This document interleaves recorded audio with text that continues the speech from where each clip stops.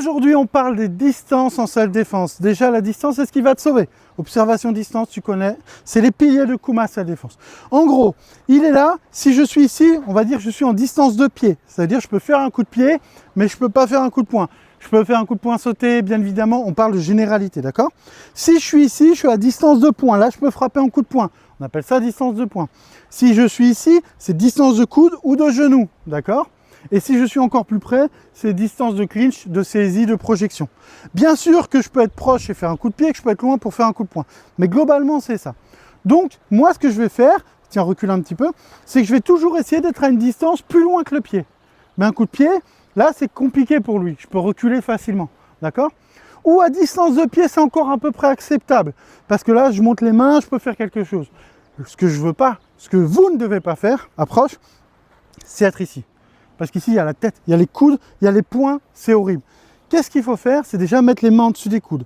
Deuxième pilier de Kuma self-défense, les mains sont toujours en dessus des coudes. Si le gars se rapproche, soit je recule, soit je le pousse, mais dans tous les cas, je n'accepte pas. Je n'accepte pas qu'il soit si proche.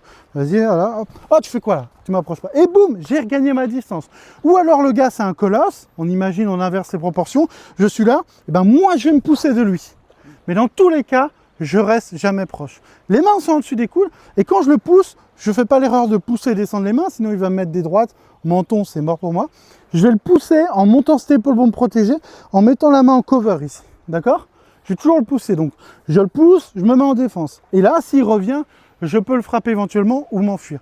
La distance, c'est, avec l'observation, la chose la plus importante en self-défense. Je le répéterai jusqu'à ma mort parce que c'est la vérité. En tout cas, c'est la mienne. La distance et l'observation va plus te sauver que n'importe quelle autre technique. Donc, il est là, il m'embrouille, ok? Oh, tranquille, tu m'approches, oh, tranquille. Et je m'en vais. Ok, ça marche pour toi?